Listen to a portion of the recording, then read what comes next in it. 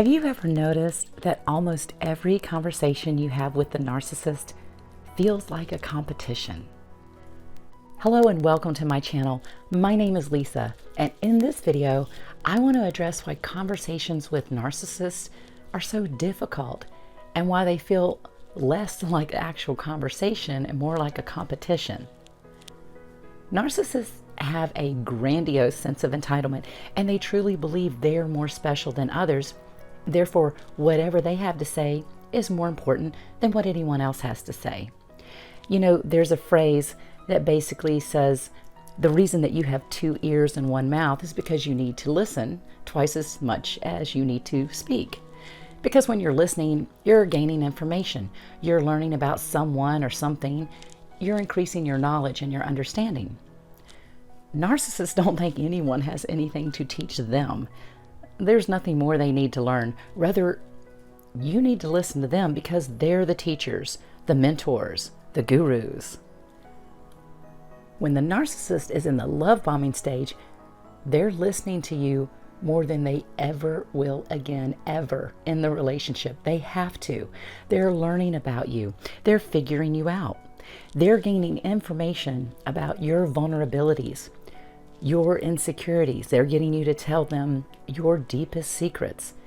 And while they're doing this, they're paying very close attention to everything you say.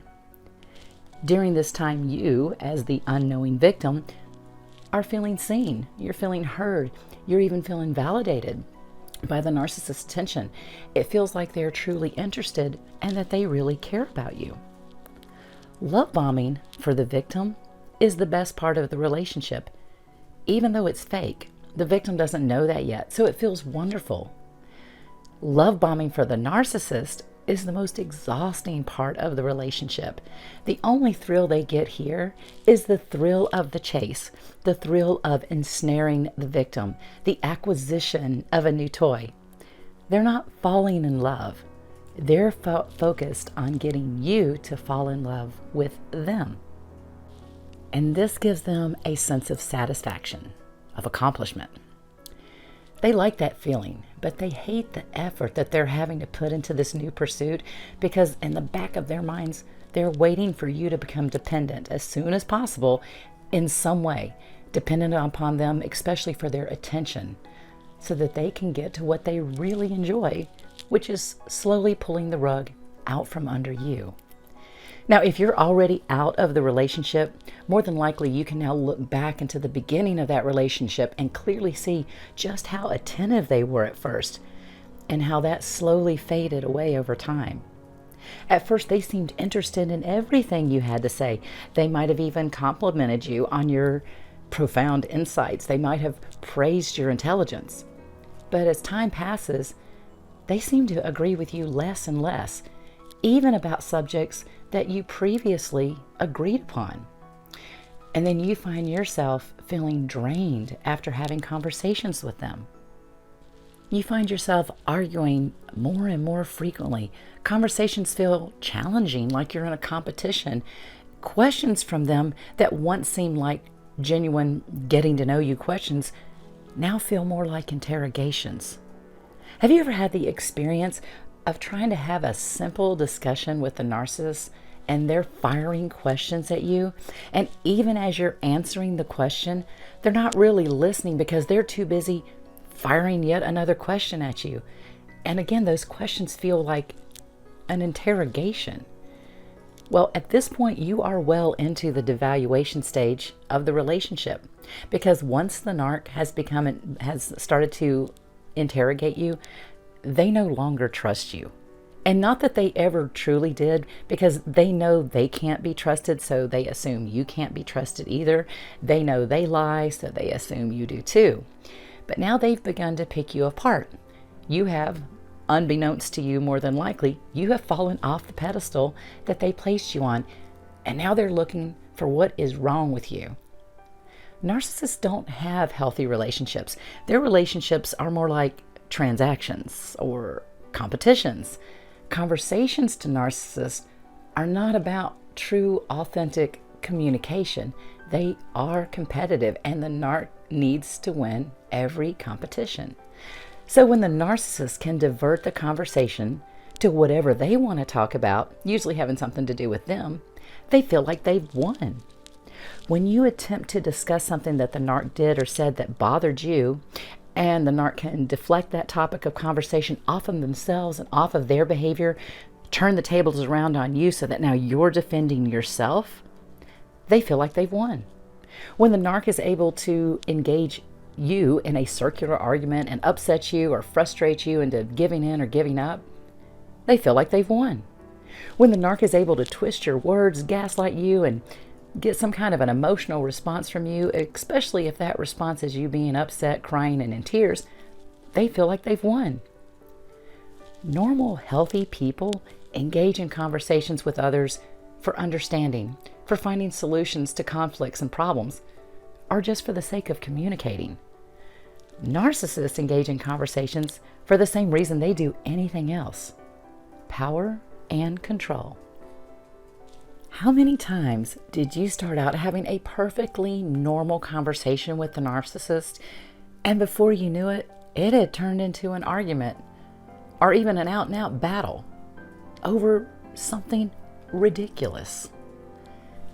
One of the most, by far, most ridiculous arguments I ever had with my ex was about my cell phone. It was insane. I was getting ready to go out of state to visit family, and it was about 2 hours before I needed to leave for the airport. So I'm checking my email, and I came across this 30-day challenge. The challenge was to basically unplug from electronics, the TV, the computer, the phone, the laptop, the iPad, for 30 days. Now, obviously, we have to use these in our work, but this was basically unplugging as much as you can. No playing the games or being on social media, etc. And the purpose was to spend that time writing, pursuing a hobby, journaling, painting, reading, whatever. Just doing something different than relying on TV and computers and games for entertainment. All right, so the goal was to increase creativity and to interact more face-to-face with others. And I thought, hey, what a fun idea.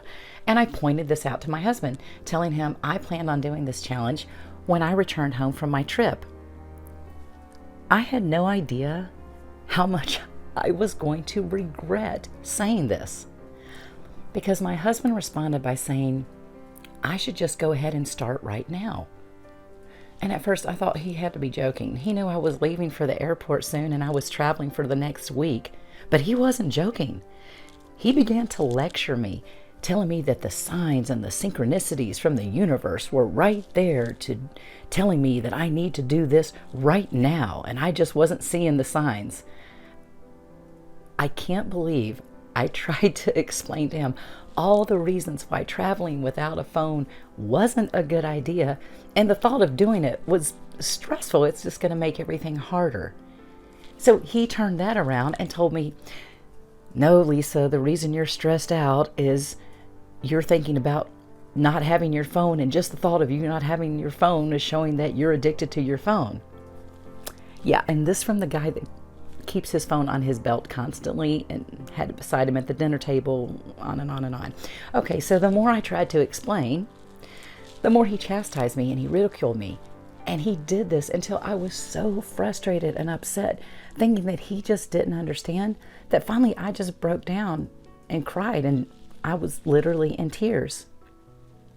And he laughed at me as I cried.